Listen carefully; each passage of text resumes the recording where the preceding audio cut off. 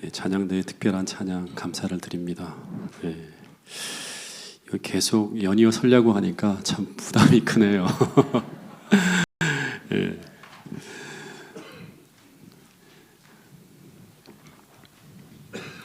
어쨌든 오늘의 우리 안식일의 제일 중요한 순간이 이 대예배 시간이기 때문에 오늘 이 시간 여러분들의 마음이 하나님이 주시는 말씀을 통해서 큰 은혜를 경험하고 또 주님과 말씀을 통해 만나는 특별한 시간이 될 수 있기를 간절히 바라겠습니다. 내일이 무슨 날이죠? 예수님이 탄생한 날이죠. 그렇죠? 그래서 오늘은 성탄절 전야라고 해서 온 세상이 다 예수님의 탄생에 대한 이야기와 또 행사로 아주 넘쳐나고 들떠있는 그런 날인데, 재림교인들은 알죠. 예수님이 탄생한 날은 12월 25일이 아니라 언제다? 모른다는 겁니다. 성경에 보면 목자들이 양을 치던 그런 때라고 추정하기 때문에 늦가을이나 아니면 봄으로 이렇게 이제 봅니다. 근데 예수님의 탄생 기사가 나오는 곳이 성경에 보면 두 곳이 있습니다. 마가복음은 안 나와요. 요한복음에도 안 나옵니다. 공관복음 중에서 마태와 누가복음에만 나오는데 더 자세하게 기록되어진 곳이 어디죠? 누가복음입니다. 누가복음 1장을 보면 이제 이 마리아가 예수님의 어머니로 선택되어질 수 있었던 그 믿음에 대한 얘기를 좀 보여줘요. 그리고 또 하나는 그가 예수님의 어머니가 됨으로 그가 평생에 받을 축복에 대한 이야기가 나옵니다. 그래서 이 누가복음을 보면 왜 수많은 사람들 중에서 이 요셉과 마리아가 선택되어진지를 좀 알 수 있어요. 특별히 마태와 누가복음을 보면 더 정확하게 알 수 있습니다. 마태복음 1장 27절부터 33절에 보면 이 수태고지라고 하거든요. 가브리엘 천사가 나타나서 마리아에게 하늘의 메시지를 전하는 내용이 나오는데, 여기 보면 여섯째 달에라고 하는 말이 나오는데, 여섯 달이라고 하는 말은 뭔가 하면 이제 이 앞에 이야기가 누구 이야기가 나오는가 하면 침례 요한의 이제 어머니인 엘리사벳이 이 침례 요한을 임신하는 내용이 나옵니다. 그래서 임신한 지 6달이 지나갔다는 말이에요. 그러니까 예수님과 침례 요한의 나이 차이는 몇 개월이다? 6개월이에요. 그러니까 거의 비슷한 그런 나이에 이제 등장하는 사람들입니다. 근데 6달 후에 천사 가브리엘이 하나님의 보내심을 받아서 이제 갈릴리 나사렛이라는 동네로 가서 요셉이라고 하는 사람과 약혼한 처녀에게 이제 이런 말을 해요. 너는 처녀지만 아이를 갖게 될 것이고 그 아이는 장차 그리스도가 될 것이라는 그런 이야기를 전했다고 합니다. 이때 이 연도는 예수님이 언제 태어납니까? 기원전 4년경에 태어납니다. 그러니까 1년 전 더 들어가면 기원전 5년 좀 됐을 때죠. 이때 이제 이 마리아가 사는 곳이 여기 보면 나사렛이라고 하는 곳을 알 수 있고, 이 여자의 나이는 대략 한 10대에서 20대 초쯤으로 추정됩니다. 그러니까 굉장히 어린 나이예요. 그 동네에서 어떤 한 남자와 이제 결혼 날짜를 잡아놓고 결혼 준비를 하고 있는데, 그 남편 된 자의 이름이 요셉이라고 하는데, 근데 이 요셉은 총각입니까? 아닙니까? 총각이 아닙니다. 그에게는 이미 여럿 아들이 있어요. 그 아들들의 이름이 성경에 나옵니다. 마태복음 13장 55절에 보면 이는 목수의 아들이 아니냐 하면서 그 어머니는 마리아하고 형제들은 야고보, 요셉, 시몬, 유다라고 합니다. 그러니까 네 아들이 이미 존재하고 있었던 그런 남자예요. 그러니까 이 시몬, 야고보, 요셉, 시몬, 유다가 전부 예수님의 형들이에요, 형들. 그러니까 이 요셉은 4명의 자녀를 둔 후에 아내와 사별한 후에 이제 마리아와 재혼을 준비하고 있었던 남자입니다. 근데 이 사람의 직업은 뭐다? 목수예요. 근데 이 사람에 대해서 성경은 어떤 사람이라고 기록하고 있는가 하면 의로운 사람이라고 합니다. 의로운 사람이라고. 이 이야기가 마태복음 1장 18절부터 20절에 나오는데, 이 구절을 한번 읽어보겠습니다. 시작.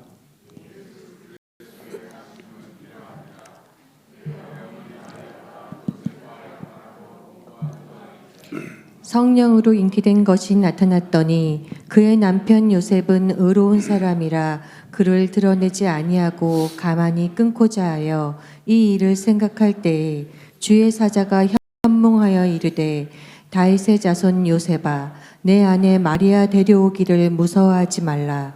그에게 잉태된 자는 성령으로 된 것이라. 여기 보면 이 요셉이란 사람은 의로운 사람이라고 합니다. 근데 그 의로운 이유를 어떻게 설명하고 있는가 하면 이렇게 설명해요. 그 이유는 이 사람은 마리아가 임신한 사실을 알고도 이 여자를 비난하지 않고 어떻게 했다? 가만히 끊고자 한 사람이라고 하면서 그렇기 때문에 이 사람은 어떤 사람이다? 의로운 사람이라고 하는 거예요. 이 말은 어떤 의미인가 하면 성경은 이 요셉이 어떤 마음을 가지고 있는 사람인가 하면 굉장히 관대하고 긍휼한 마음을 가지고 있는 사람인데 근데 이런 어떤 마음이 만들어진 이유는 뭔가 하면 그와 하나님과의 관계가 믿음의 관계가 굉장히 신실했고 그 결과 이런 의로운 품성으로 나타나고 있다고 소개하고 있는 거예요. 그래서 어떻게 보면 이 한 구절을 통해서 우리에게 보여주는 그 이야기 뭔가 하면 이런 품성 때문에 이 요셉이 메시아의 부모로서 선택되어지게 만든 이유처럼 그렇게 기사를 이렇게 이제 통해서 우리에게 소개하고 있는 걸 볼 수 있습니다. 여러분 만약에 이 요셉이 마리아가 임신한 사실을 알고 이때는 천사가 나타나기 전이거든요. 예. 마리아는 내가 성령을 통해 임신했다고 하면서 이제 그 시집도 가기 전에 임신했다고 하는 얘기를 들을 때 그리고 이 마리아가 어떤 사람이에요? 나사렛 산골에 사는 아주 어떻게 보면 가난하고 비천한 한 여자예요. 근데 내가 메시아의 부모가 된다고 이야기를 하면 어떤 남자가 그걸 믿어줄 수 있겠어요. 그래서 요셉이 이 마리아가 임신한 사실을 알고 그를 정죄하고 비난했다면 어떤 일이 벌어졌을까요? 이 여자는 죽여야 된다고 한다 그러면.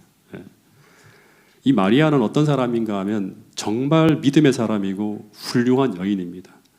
근데 만약에 요셉의 섣부른 판단으로 온 동네에 이 마리아에 대한 나쁜 소문이 번졌다면 진짜 문제가 아주 커졌겠죠. 그런데 이 요셉은 사람을 사랑하여서 사람을 아낄 줄 아는 사람이라고 하는 거예요. 관대한 사람이라고 하는 거예요. 그래서 그가 예수의 부모가 될 수 있었다고 성경은 그렇게 이 기사를 통해서 우리에게 소개하고 있는 거예요. 여러분 이 요셉의 이야기를 통해서 우리가 하나 생각해야 될 것은 우리는 정말로 죄에 대해서는 관용해서는 안 되지만 죄인에 대해서는 한없이 관용한 사람이 되어야 돼요. 잘못하면 의인을 비난하고 죽일 수도 있어요. 우리가. 예. 즉 나의 실수와 잘못에 대해서는 까다롭고 철저해야 되지만 타인의 실수와 잘못에 대해서는 주님처럼 한없이 용서할 수 있는 그런 너그러운 사람이 되어야 한다고 하는 것입니다. 제가 지난번에도 말한 것처럼 7번씩 70번이라도 용서할 수 있는 사람이 되어야 한다고 하는 것이 성경에서 우리에게 가르쳐주는 굉장히 중요한 교훈이라고 하는 거예요. 그런데 그런 사람들이 모여있는 곳이 되어야지만 이 태능교회 안에서 정말 주께서 사용할 수 있는 그런 믿음 있는 사람들이 건강하게 잘 성장할 수 있는 그런 환경을 만들 수 있게 되는 거예요. 여러분 이 태능교회가 이 요셉과 같은 따뜻한 사랑을 가진 그런 사람들이 모여있는 공동체 정말 사람을 사랑하는 사람으로 가득한 그런 태능교회가 될 수 있기를 간절히 소망합니다. 어쨌든 이 마리아는 이런 선하고 평범한 한 남자에게 이제 시집을 가려고 기다리는 이제 평범한 여인이었습니다. 그러니까 평범한 삶을 꿈꾸는 그런 여인이었어요. 이때까지만 해도 그런 사람이었어요. 근데 느닷없이 한 천사가 나타나서 너는 비록 처녀이지만 남자를 알지 못한 사람이지만 너는 성령을 통해서 아이를 임신하게 될 것이라고 하는 청천벽력 같은 그런 소리를 듣습니다. 기절초풍할 일이 벌어진 거죠. 남자와 동침한 적이 없는 처녀가 그것도 결혼을 앞두고 있는 처녀가 임신을 한다고 하는 것은 이건 사회적으로 매장될 수 있는 그런 상황이에요. 혼인을 앞두고 있는 마리아에게는 절대 일어나서는 안 될 일이 이제 벌어진다고 하는 거예요. 근데 그 아이가 어떤 아이다? 여기 보면 다윗의 조상의 왕위를 이을 메시아라고 하는 거예요. 이 말을 들었을 때 마리아는 아마 까무러치지 않았을까 하는 생각이 듭니다. 어떻게 본다 그러면 이스라엘의 전 역사를 통해 소망해온 그 위대한 분이 이제 나의 뱃속에서 태어난다고 하는 거예요. 여러분 이 메시아는 인류의 첫 어머니인 하와부터 마리아 당시까지 모든 이스라엘의 어머니들이 소망해온 아이였어요. 근데 그 귀한 아이가 이제 자신의 몸에서 태어난다고 하는 거예요. 예. 이스라엘의 위대한 왕이 될 그런 메시아가. 근데 마리아는 이런 생각을 했을 거예요. 세상에 수많은 훌륭한 여인들이 있는데 왜 내가 선택되어야 되지? 예. 그리고 어떻게 메시아의 부모가 되는 이 거룩하고 위대한 일을 나 같은 비천한 존재가 감당할 수 있다는 말인가? 예. 너무너무 가난하고 배운 것도 없는데 아마 이 순간 마리아는 아주 막 굉장한 당혹감 속에서 만감이 교차하고 있었을 거예요. 그러면서 이 마리아가 그런 혼란한 감정 속에서 천사에게 이런 말을 합니다. 어떻게 보면 질문이죠. 여기 보면 34절에 보면 이제 이런 이야기가 나오는데 같이 한번 읽어보겠습니다. 34절 시작. 마리아가 천사에게 말하되 나는 남자를 알지 못하니 어찌 이 일이 있으리이까. 이게 무슨 말인가 하면 나는 처녀인데 어떻게 처녀가 아기를 가질 수 있습니까? 즉 인간의 능력으로 불가능한 이 일이 어떻게 제게 이루어질 수 있습니까? 라는 이런 질문을 하는 거예요. 근데 이때 이 천사가 이 마리아의 질문에 이런 대답을 하는데 근데 이 천사의 대답은 진짜 중요한 어떤 하나의 그 이야기를 하고 있습니다. 언제나 인간이 할 수 없는 불가능한 일을 하나님께서 우리를 통해 이루실 때 어떻게 그 일이 이루어지는지를 설명하고 있는 구절이 바로 이 누가복음 1장 35절 이 구절입니다.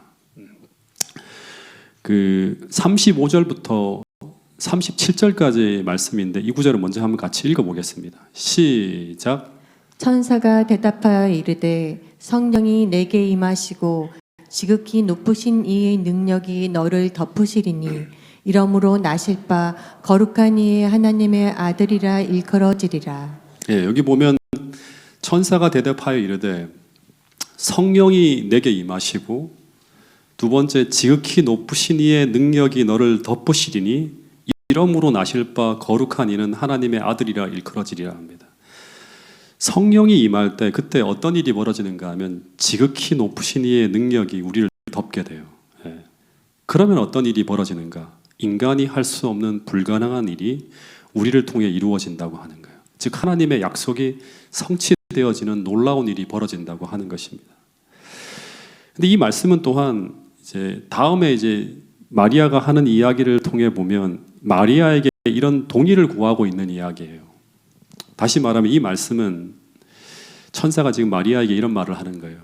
지금 하나님의 아들을 탄생시키기 위해서 성령이 내게 임하시고 지극히 높으신 이의 능력이 너를 덮으려 하는데 너는 이 일에 내 몸을 믿음으로 내어 맡길 수 있겠니 하고 동의를 구하고 있는 거예요. 예. 처녀가 임신하게 되는 것이 도저히 믿기지 않은 일일지라도 혹여 임신을 한 후에 내가 겪게 될 여러 가지 혼란스러움과 오해와 사회적 두려움이 생긴다 할지라도 이 하나님의 뜻을 이루는 이 일에 너는 그 불편함과 어려움을 감수하더라도 너는 내 자신을 이 거룩한 일에 바칠 수가 있겠니? 하고 물으는 거예요. 그랬더니 마리아가 이제 주저함 없이 이런 대답을 했다고 합니다. 근데 하나님의 이런 큰 사명을 위한 부르심에 이런 고백으로 응답한 경우는 진짜 극히 드문 경우입니다. 거의 없어요. 누가복음 1장 37절 38절 같이 한번 읽어보겠습니다. 시작. 대저 하나님의 모든 말씀은 능하지 못하심이 없느니라. 마리아가 이르되 주의 여종이오니 말씀대로 내게 이루어지이다 하매 천사가 떠나가니라. 대저 하나님의 말씀은 능하지 못하심이 없느니라. 이거 천사의 말이에요. 그랬더니 마리아가 이르되 주의 계집종이오니 주님의 종이오니 여종이오니 말씀대로 내게 이루어지이다. 이런 말을 했다. 그랬더니 바로 천사가 이제 오케이 하고 떠나가는 거예요. 예. 보통 이런 경우에는 대부분의 성경의 이야기를 읽어보면요, 명명백백한 하나님의 뜻이 딱 제시돼도 계속 자신의 부족함과 연약함을 이야기하면서 주저한다든지 핑계를 대는 경우가 대부분입니다. 예. 그래서 만약 이때 마리아가 아유 저는 못합니다 이런 말을 했다든가 하나님 말씀을 전 믿을 수가 없어요 이 말을 이런 말을 했다든가 하면 이 사명을 거절했다면 마리아에게는 어떤 일이 벌어졌을까요? 예, 그럼 어떤 일이 벌어졌을까요? 그래도 강제로 마리아야, 내일 밤 너는 그런 말을 해도 성령을 통해 임신하게 되어 있어. 이런 이야기가 이제 천사를 통해 전해졌을까요? 그렇지 않고 하나님이 일하시는 방법을 보면요, 마리아를 설득하는 일이 계속 벌어집니다. 그래도 계속 마리아가 거절하면 어떻게 되는가 하면 이 사명이 다른 이에게로 옮겨지게 될 수도 있겠죠.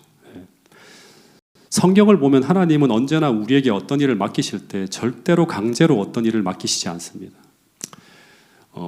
엘렛 화이트 당시에도 보면 마지막 시대 주의 사자로서의 직분이 엘렌 화이트에게 제일 먼저 맡겨진 건 아니라는 걸 알고 있죠. 엘렌 화이트에게 맡겨지기 전에 먼저 누구에게로 이제 이 사명이 갔죠?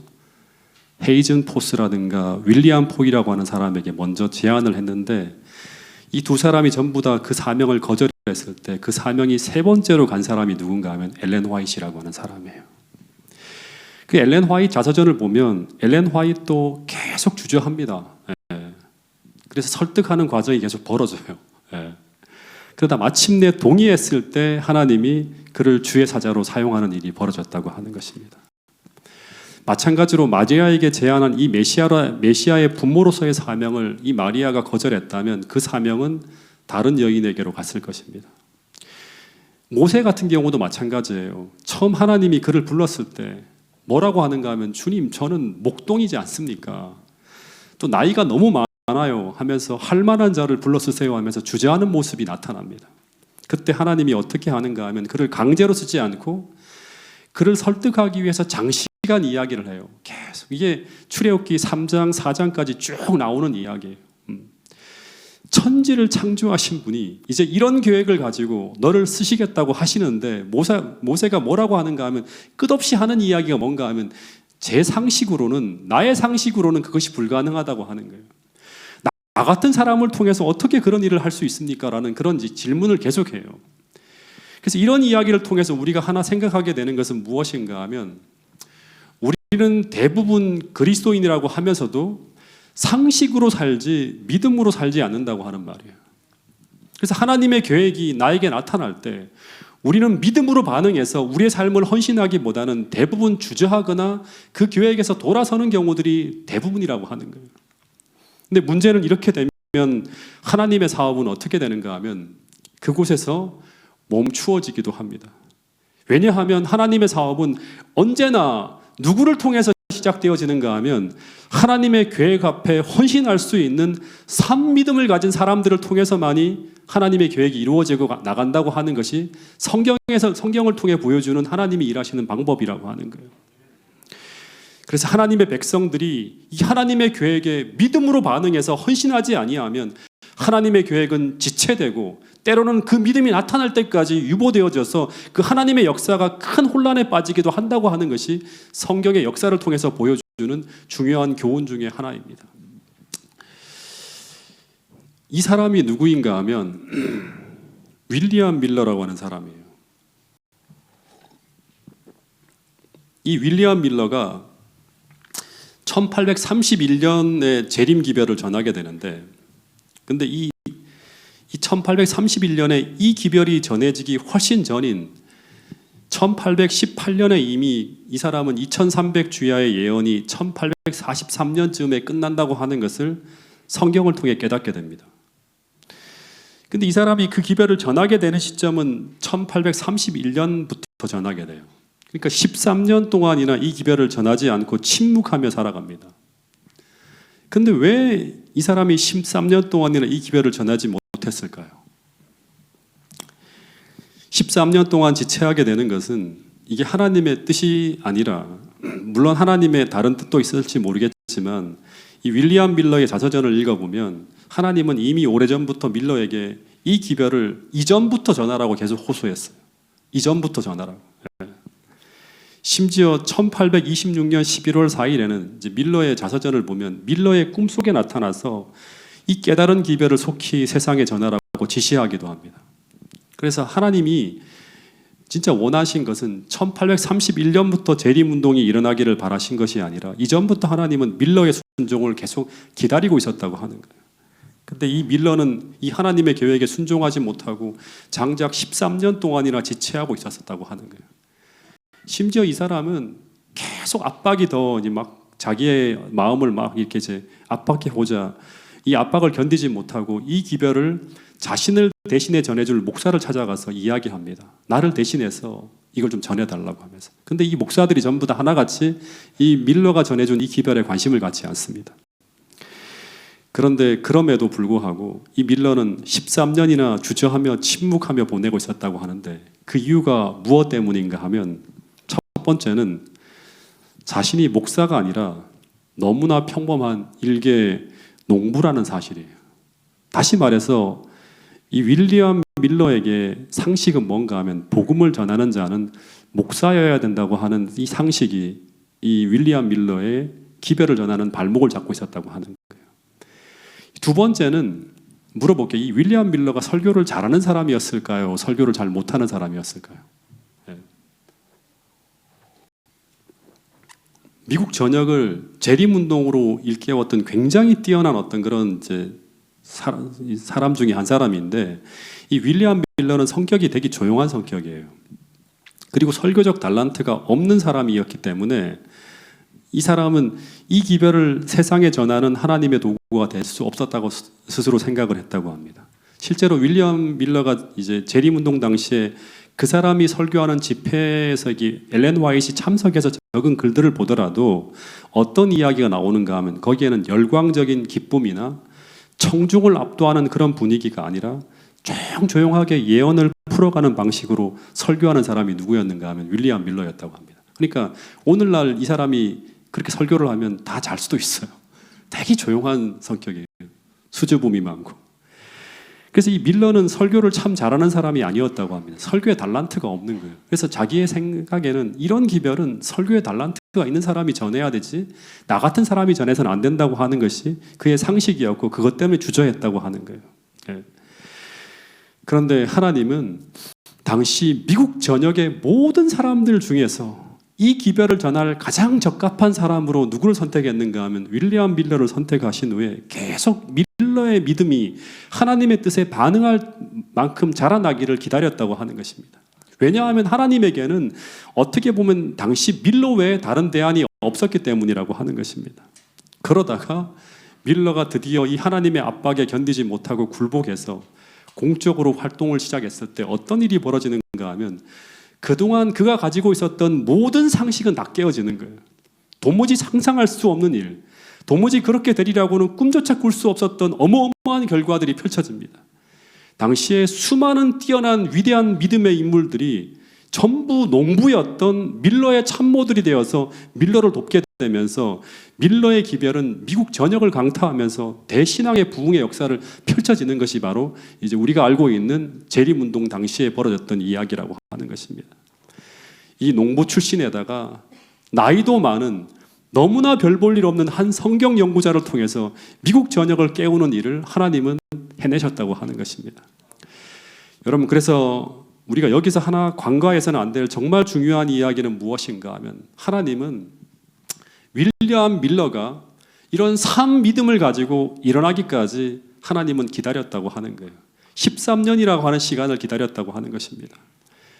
여러분, 출애굽기의 역사를 보더라도 하나님은 이스라엘 백성들이 보기에 상식적으로는 행진이 불가능한 곳, 때로는 걸어 들어가면 생존이 불가능한 곳, 그런 곳으로 전진을 명령하는 경우들을 수도 없이 우리는 보게 됩니다. 그러나 이스라엘 백성들이 하나님이 갖고 계신 능력과 자원이 아니라 그들 자신이 갖고 있는 자원을 바라보면서, 다시 말하면 상식을 가지고 하나님의 계획을 바라보면서 하나님 명령 앞에 주저하고 멈춰서다가 하나님의 역사를 이루어가지 못하는 경우들이 너무나 많다고 하는 것입니다. 반대로 상식을 뛰어넘는 믿음으로 나갈 때 똑같은 방법으로 성령께서 임하시고 지극히 높으신 하나님의 능력이 임함으로 말미암아 그들을 통해서 하나님의 놀라운 역사가 펼쳐지는 거대한 출애굽 운동이 벌어지기도 하고, 반대로 그런 생각이 반대로 흘러갔을 때는 하나님의 역사가 멈추어지는 일들이 번번이 일어났다고 하는 것입니다. 여러분, 그래서 하나님은 동일하게 이 윌리엄 밀러의 믿음이 활용 가능한 상태로 바뀔 때까지 13년을 지체하신 것처럼 이스라엘 백성들의 믿음이 다시금 활용 가능한 상태로 만들어질 때까지 40년 동안이나 가나안을 향한 전진을 멈추시고 기다렸다고 하는 것입니다. 하나님의 일하시는 방법은 동일하다고 하는 거예요. 여러분, 마찬가지로 오늘 하나님의 역사의 마지막 사건인 이 재림이 이렇게 지체되는 이유는 동일한 이유 가운데 있다고 저는 보게 되는 것입니다. 여러분, 주의 초림 시에 하나님은 그 엄청난 사명을 먼저 마리아에게 제안하셨는데, 근데 마리아는 그 하나님의 부르심에 어떻게 반응했다고요? 나는 주님의 계집종이므로 주님이 원하시는 대로 저를 사용할 수 있다고. 그 거룩한 일에 저는 주님께 바칩니다. 저를 사용해서 주의 오실 길을 예비해 달라고 그 믿음으로 반응한 그 마리아의 믿음 앞에 하나님은 이 예수 그리스도라고 하는 탄생의 큰 길을 열어내셨다고 하는 것입니다. 여러분, 그것이 나의 상식에 반하는 일이라도, 그것을 내가 다 이해할 수 없을지라도, 그것이 내 삶을 송두리째 바꾸어 놓는 그런 일이라도, 그것이 나를 향한 주님의 뜻이라면 자신을 기쁘게 드릴 수 있는 그런 믿음의 사람이 바로 주의 초림의 길을 예비한 마리아였다고 하는 사실을 우리 모두가 기억할 수 있게 되기를 간절히 바라겠습니다. 이런 마리아의 믿음을 보시고 하나님은 그 당시에 수많은 성경 박사들과 성경 학자들이 있었지만 이 예수를 맡기는 일에 그들 모두를 피하시고 이 마리아를 선택했다고 하는 것입니다. 여러분, 초림 때 주의 오실 길을 예비하는 이 마리아와 같은 믿음의 모습이 이 마지막 시대 주의 다시 오실 길을 예비하는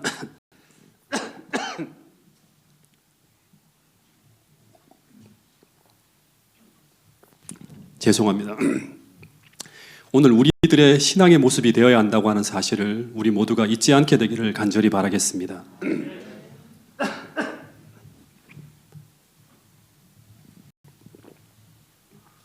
물 좀 더 부탁드리겠습니다.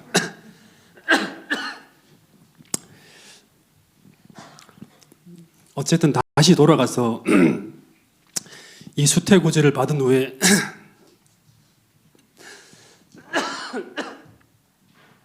죄송합니다.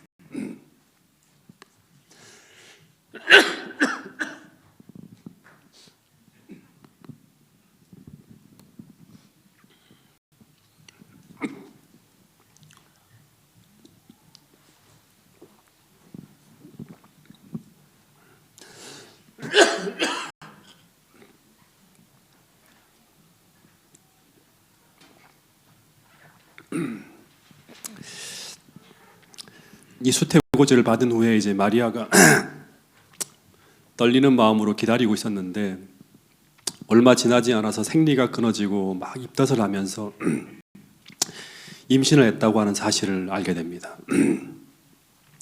근데 이 사실이 요셉에게 전해지자 요셉이 이 마리아의 임신 소식을 듣고 조용히 파혼을 결심하고 있었는데 이때까지는 마리아에게만 수태고지가 전해졌고 요셉에게는 전해지지 않았습니다. 근데 그때 마태복음 1장 21절에 보면 이 천사가 요셉에게도 나타납니다. 그리고 전하는 메시지가 이것인데 같이 한번 읽어보겠습니다. 21절부터 24절 말씀입니다. 시작. 아들을 낳으리니 이름을 예수라 하라. 이는 그가 자기 백성을 그들의 죄에서 구원할 자이심이라 하니라. 이 모든 일이 된 것은 주께서 선지자로 하신 말씀을 이루려 하심이니 이르시되 보라 처녀가 잉태하여 아들을 낳을 것이요 그녀 이름은 임마누엘이라 하리라 하셨으니 이를 번역한즉 하나님이 우리와 함께 계시다 함이라. 요셉이 잠에서 깨어 일어나 주의 사자의 분부대로 행하여 그의 아내를 데려왔으나. 그러니까 여기 마태복음 1장 21절에 보면 천사가 이제 요셉에게 나타나서 전하는 메시지가 마리아를 아내로 삼는 것을 두려워하지 말라고 말하면서 그 아이의 이름을 예수라고 지으라고 한 후에 이제 이 아이는 자기 백성을 저희 죄에서 구원할 자라고 하는 말을 해줘요. 그리고 또 하나의 이름이 주어지는데 그 이름이 굉장히 엄청난 이름이죠. 어떤 이름인가 하면 임마누엘이라고 하리라고 말하면서 이 의미를 풀어주는데 그 의미가 바로 뭐예요? 하나님이 우리와 함께 계시다고 하는 이름이에요.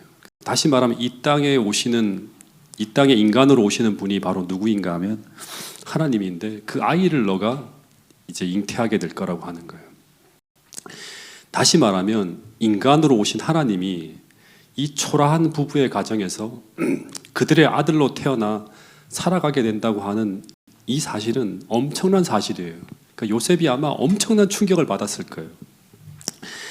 근데 이 요셉이 이제 이런 엄청난 사실 앞에 어떻게 하는가 하면 그 다음에 나오는 내용이 진짜 중요한데요. 마리아처럼 이 사실을 아무 주저함 없이, 이게 이제 초림 당시에 이 두 부부의 믿음의 모습이에요. 단순하게 믿음으로 받아들입니다. 유대 전역에 잘 보기 힘든 그런 모습이에요. 바로 잠에서 깨어난 즉시 어떻게 한다? 즉시 주의 사자의 분부대로 마리아를 자신의 아내로 탁 데려왔다고 하는 얘기가 나와요. 이것을 통해 하나 알 수 있는 것은 하나님은 당시 온 유대 땅을 뒤져서 하나님의 아들을 맡아서 길러줄 당시 최선의 가정을 찾아서 이 아기 예수를 맡겼는데, 근데 그들이 어떤 사람들인가 하면 무슨 귀족이나 왕족이나 심지어 제사장이나 성경을 많이 하는 율법사의 가정이 아니라 갈릴리의 평범하고 착한 목수 요셉과 그리고 신실하고 평범한 여인 마리아였다고 하는 거예요. 다시 말해서 전 인류 역사 속에서 가장 위대한 예언의 성취가 이들의 생애를 통해 이루어졌다고 하는 것입니다. 근데 당시 유대 땅에 민노라고 하는 수많은 가정들이 있었지만 하나님께서 그들을 다 피하시고 이 부부를 선택한 이유는, 첫째는요, 이들은 죽은 믿음이 아니라 살아있는 믿음이었다고 하는 거예요. 살아있는 믿음. 즉 이들은 상식이 아니라 언제나 믿음으로 살아가는 사람이었다고 하는 사실입니다. 두 번째, 이들은 그 믿음을 통해서 하나님과 교통하면서 선한 품성을 소유한 사람이었다고 하는 거예요. 오늘 우리가 진짜 하나님의 임재 가운데서 하나님과 실제적인 교통을 하고 있다면 우리는 요셉처럼 관대하고 사람을 사랑하는 그런 믿음의 사람으로 변화되어진다고 하는 것이 성경을 통해서 우리에게 들려주는 아주 중요한 메시지라고 하는 것입니다. 여러분, 그런데 오늘 우리가 하나 기억해야 될 것이 있습니다. 어쩌면 하나님께서 이 마지막 시대에 예수의 재림을 예비하는 그 위대한 일에 평범한 우리들을 부를 수 있다고 하는 거예요. 여러분과 저를 부를 수 있다고 하는 것입니다. 그런데 그때 우리도 어떻게 해야 되는가 하면 마리아처럼 우리를 부르실 때 그때 우리도 주의 종이오니 주의 뜻대로 사용하시기를 바랍니다라고 살아있는 믿음으로 응답할 수 있는 그런 사람들이 되어야 한다고 하는 사실을 잊지 않게 되기를 간절히 바라겠습니다. 그리고 그 믿음으로 살아갈 때 감사합니다. 우리 마음이 이 차가운 세상과 전혀 다른 주님의 따뜻하고 선한 마음으로 끊임없이 변화되어질 수 있다고 하는 사실입니다. 그런데 이 마리아의 응답을 들으시고 이 천사가 이제 이런 이야기를 합니다. 45절부터 47절에 보면 이런 믿음으로 살아갈 때 마리아에게는 이런 축복이 임한다고 하는 거예요. 여기까지 좀 우리가 함께 나누게 될 텐데요. 45절부터 47절 말씀을 같이 한번 읽어보겠습니다. 시작. 주께서 하신 말씀이 반드시 이루어지리라고 믿은 그 여자에게 복이 있도다. 마리아가 이르되 내 영혼이 주를 찬양하며 내 마음이 하나님 내 구주를 기뻐하였음은 그의 여종의 비천함을 돌보셨음이라. 보라, 이제 후로는 만세의 날을 복이 있다 일컬으리로다. 여기 보면 주께서 하신 말씀이 반드시 자신의 생애를 통해 이루어지리라고 믿은 사람은, 믿은 그 여자가 어떻게 된다? 복이 있도다고 하는 거예요. 그러니까 마리아가 응답해요. 성령의 감동을 받아서 내 영혼이 주를 찬양하며 내 마음이 하나님 내 구주를 기뻐하였으면 그의 여종의 비천함을 돌보셨습니다. 보라, 이제 후로는 내가 만세 나를 복이 있다 일컬으리로다. 이런 고백을 합니다. 여러분, 근데 이 마리아가 이렇게 예수의 부모가 됨으로 어떤 복을 받았습니까? 만세 나를 복이 있다 일컬으리로다라고 했는데, 그런데 이 마리아가 예수님의 부모가 되는 것이 어떤 축복이었나요? 마리아와 요셉이 예수의 부모가 되어서 누린 축복이 뭐죠? 한번 이제 마리아의 생애를 한번 살펴보면 예수님이 태어남으로 말미암아 목공수가 갑자기 잘 되어서 막 엄청난 어떤 부를 소유했나요? 아니면 예수님이 유대의 왕이잖아요. 왕이 됨으로 말미암아 권력을 누렸습니까? 이 마리아의 인생을 살펴보면 예수님이 태어날 때부터 이 아이를 죽이려는 사단의 공격이 시작됩니다. 그래서 마리아는 예수님 때문에 어디로 가죠? 첫 번째는 예수님 때문에 아이를 마구간에서 낳게 돼요. 또다시 예수님 때문에 이 아기 예수를 죽이려고 하는 헤롯의 칼을 피해서 한 번도 가서 살아본 적이 없는 낯선 애굽으로 가서 도망해서 살아야 돼. 이게 굉장히 힘든 일이에요. 공생의 기간에도 예수님 때문에 매일 예수가 권력자들과 겪는 갈등으로 인해서 마음 졸이다가 그러다가 마지막에는 어머니로서 겪을 수 있는 가장 큰 슬픔인 아들이 엄마보다 먼저 죽는 악상까지 당하게 돼요. 여러분 이게 복입니까? 여러분 마리아가 받은 축복이 무엇입니까? 성경에 분명히 마리아가 만세의 날을 복이 있다 일컬으리로다라고 고백을 했어요. 여러분 성경에서 말하는 복에는 재물과 명예와 편안한 삶과 부귀영화도 분명히 있습니다. 잠언서에 보면 그런 얘기가 나와요. 근데 만약 이것만을 복이라고 한다면 이 마리아는 이 복과는 거리가 먼 사람입니다. 여러분 성경은 마리아가 큰 축복을 받은 사람이라고 해요. 마지막 때 우리가 받는 복도 이런 복이 될 거예요. 마리아가 받은 복이 뭘까요? 마리아가 받은 복은 최고의 복이었다고 합니다. 그것이 무엇인가 하면 33년 동안 예수님과 함께 사는 복입니다. 비록 그 일이 고난이고 어려움이고 눈물을 흘려야 되는 일이지만 만국의 보배이신 그분과 함께 33년을 보냈다고 하는 것은 두고두고 그녀에게 축복이었어요.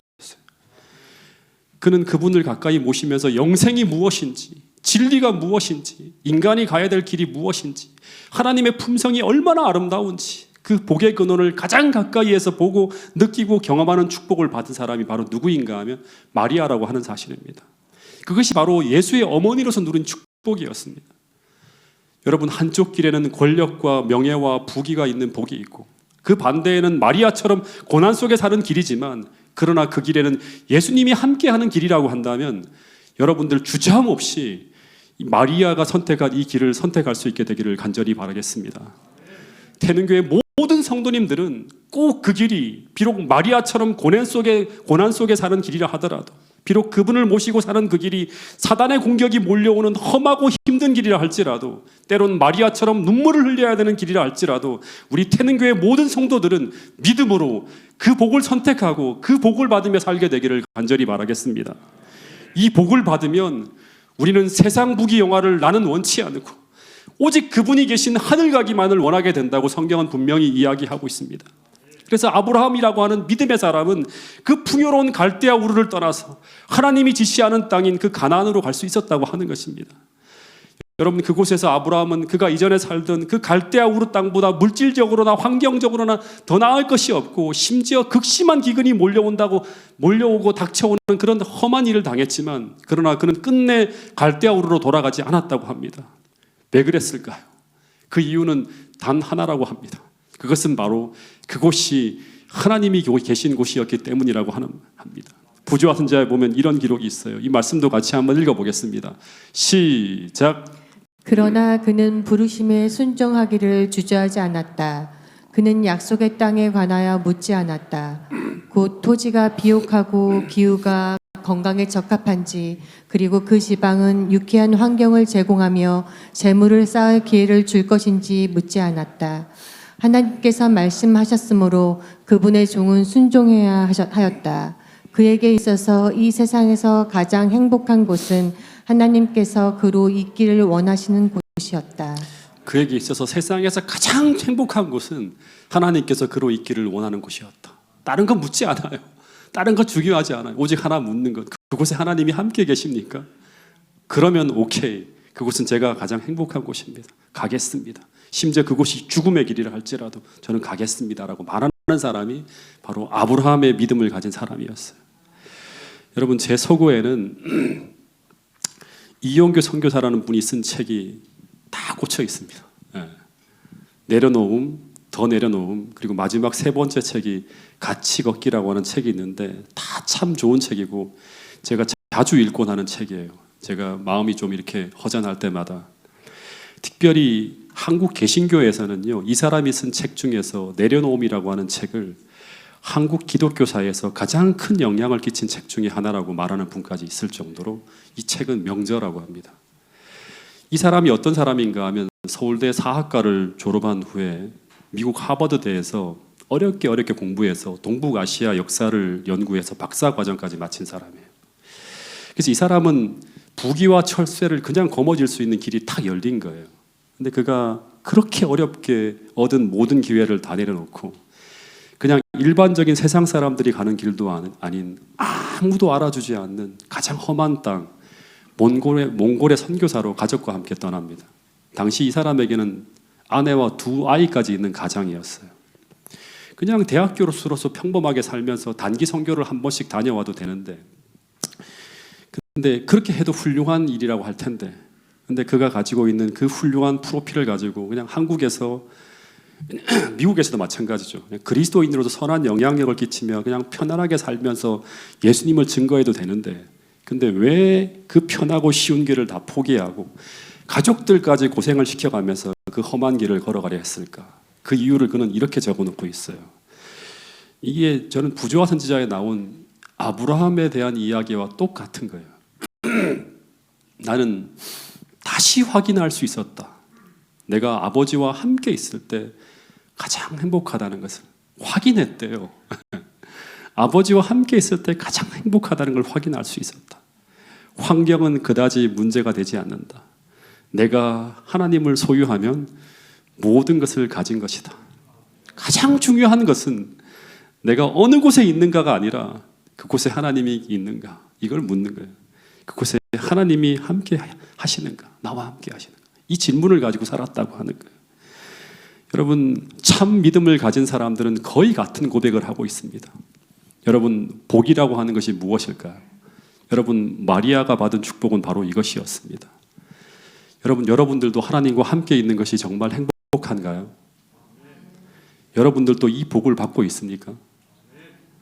초막 속에 살아도, 궁궐 속에 살아도 그곳이 하나님이 있기를 원하신 곳이라면, 그곳에 하나님이 함께 계시고 하나님께서 주시는 축복이 있다면 저는 주저하지 않고 그 길을 가겠다고 고백할 수 있는 사람들이 태능교회 모든 성도들이 될 수 있기를 간절히 바라겠습니다. 이것이 바로 참 그리스도인이 누리는 행복이에요. 여러분, 산상수훈에 예수님이 가르치신 8복은 전부 이 복이 담겨 있습니다. 심령이 가난한 자가 왜 복이 있습니까? 그 가난한 심령에 예수님이 임하기 때문이에요. 애통하는 자가 왜 복이 있습니까? 회개하며 흘리는 그 눈물이 지나가면 주님이 우리 마음에 임하시기 때문이라고 하는 거예요. 의를 위해 핍박받는 자가 왜 복이 있습니까? 핍박받는 그 길에 주님이 함께 하심으로 말미암아 천국이 저희 것이 되기 때문이라고 하는 것입니다. 마음이 청결한 자, 온유한 자, 이 사람들이 받는 복은 전부 예수님이 그들과 함께 하시는 가운데 누리는 축복이라고 하는 것입니다. 여러분, 세상의 모든 진실한 믿음의 사람들은 마리아가 받았던 그 복, 아브라함이 받고 이용규 선교사가 받았던 이 복을 경험하며 살았다고 하는 것입니다. 여러분, 이 안식일 그 어떤 복보다 예수님이 함께 하시는 이 축복을 꼭 받게 되기를 간절히 바라겠습니다. 2023년 새해에도 주님과 가까이 함으로 말미암아 이 주님께서 주시고자 하시는 이 최고의 축복이 여러분들의 생애에 풍성히 부어지게 되기를 소망합니다. 마지막 이 말씀 같이 읽고 마치겠습니다. 시편 73편 28절 말씀입니다. 시작. 하나님께 가까이 함이 내게 복이라. 내가 주 여호와를 나의 피난처로 삼아 주의 모든 행사를 전파하리이다. 예, 이 말씀이 새해 우리의 소망이 되게 해달라고 우리 모두가 함께 기도할 수 있게 되기를 간절히 바라면서 오늘 말씀을 줄이겠습니다.